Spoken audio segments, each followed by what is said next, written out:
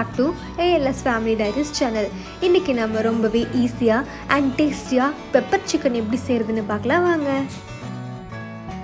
அதுக்கு ஃபஸ்ட்டு ஒரு கடாயை அடுப்பில் வச்சுட்டு 10 to 12 வரமிளகாயை போட்டு நல்லா வறுத்துக்கலாம். வறுத்துட்டு அதை தனியாக ஒரு பிளேட்டில் எடுத்து வச்சுக்கலாம். அடுத்தது பார்த்திங்கன்னா அதே கடாயில் எண்ணெய் எதுவுமே சேர்க்காமல் கொத்தமல்லி 4 டேபிள் ஸ்பூன் போட்டு நல்லா பாதி அளவுக்கு வறுத்துக்கலாங்க.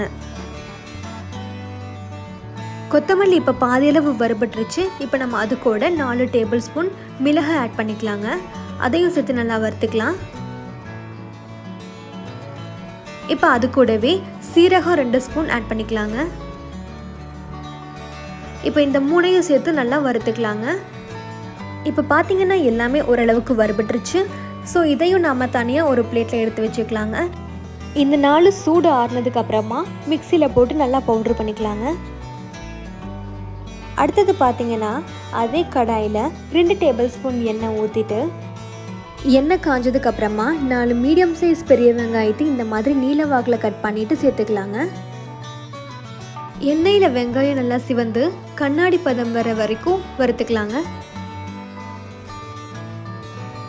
இப்போ பார்த்திங்கன்னா வெங்காயம் நல்லா வறுபட்டு கண்ணாடி பதம் வந்துடுச்சுங்க. இதையும் நம்ம தனியாக ஒரு பிளேட்டில் எடுத்து வச்சு சூடு ஆறுனதுக்கப்புறமா மிக்சியில் போட்டு அரைச்சிக்கலாங்க. முன்னாடி வறுத்து வச்ச கொத்தமல்லி, மிளகாய், மிளகு, சீரகம் எல்லாமே இப்போ சூடு ஆறிடுச்சுங்க. அதை மிக்சியில் போட்டு இந்த மாதிரி பவுட்ரு போல் அரைச்சிக்கலாங்க. தண்ணி எதுவுமே சேர்க்க வேணாம். அது போலவே வறுத்து வச்ச வெங்காயமும் சூடு ஆறிடுச்சுங்க. அதையும் மிக்சி ஜாரில் போட்டு கொஞ்சமாக தண்ணி சேர்த்து இந்த மாதிரி பேஸ்ட் போல் அரைச்சிக்கலாம்.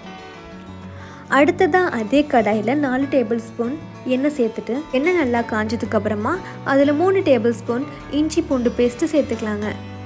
இஞ்சி பூண்டு பேஸ்ட்டோட பச்சை ஸ்மெல் போகிற வரைக்கும் நல்லா வறுத்துக்கலாங்க. இப்போ பார்த்தீங்கன்னா இஞ்சி பூண்டு பேஸ்ட்டோட பச்சை ஸ்மெல் போயிடுச்சு. இப்போ நம்ம வாஷ் பண்ணி வச்சுருக்கிற 1 கிலோ சிக்கனை சேர்த்துக்கலாங்க. நான் மேலே சொன்ன மசாலா அளவு எல்லாமே இந்த 1 கிலோ சிக்கனுக்காக தாங்க. நீங்கள் இதை விட அதிகமாகவோ இல்லை கம்மியாகவோ சிக்கன் எடுக்கும்போது அதுக்கேற்ற மாதிரி மசாலாவையும் வெங்காயத்தையும் சேர்த்துக்கோங்க. இப்போ நம்ம சிக்கனை இங்கே நல்லா எண்ணெயில் கலந்து விட்டுக்கலாங்க. கலந்து விட்டதுக்கப்புறமா 1/2 டீஸ்பூன் மஞ்சள் தூள் சேர்த்து நல்லா ஸ்ப்ரெட் பண்ணி விட்டுக்கலாங்க.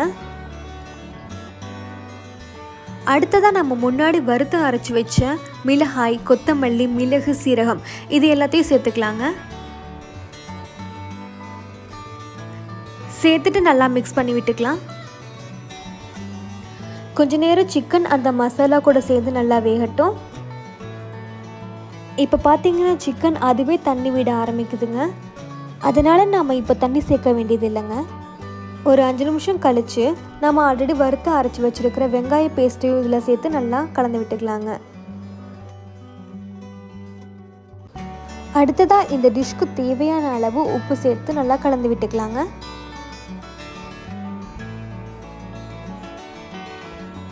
அதுக்கு அடுத்ததாக சிக்கன் கொஞ்சம் நல்லா வேகிறதுக்காக தண்ணி சேர்த்துக்கலாங்க. எனக்கு பெப்பர் சிக்கன் கிரேவி போல் வேணுங்கிறதால நான் தண்ணி கொஞ்சம் அதிகமாக சேர்த்துக்கிறேங்க. உங்களுக்கு பெப்பர் சிக்கன் ட்ரையாக வேணும்னா தண்ணி கம்மியாகவே சேர்த்துக்கோங்க போதும். சிக்கன் அப்படியே கொஞ்ச நேரம் வேகட்டுங்க.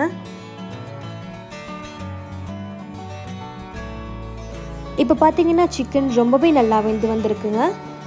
இந்த ஸ்டேஜில் உப்பு கரெக்டாக இருக்கான்னு செக் பண்ணி பார்த்துக்கலாங்க.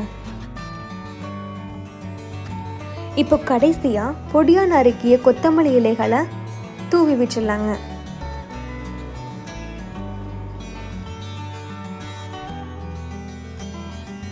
அடுத்ததாக கேஸை ஆஃப் பண்ணிவிட்டு இந்த பெப்பர் சிக்கனை வேறு ஒரு பாத்திரத்துக்கு மாற்றிக்கலாங்க. அவ்வளோதாங்க, சூப்பரான டேஸ்டியான பெப்பர் சிக்கன் ரெடி. நான் போய் சாப்பிட்டு போகிறேங்க. நீங்களும் ட்ரை பண்ணி பார்த்துட்டு எப்படி இருக்குன்னு சொல்லுங்கள். தேங்க்யூ.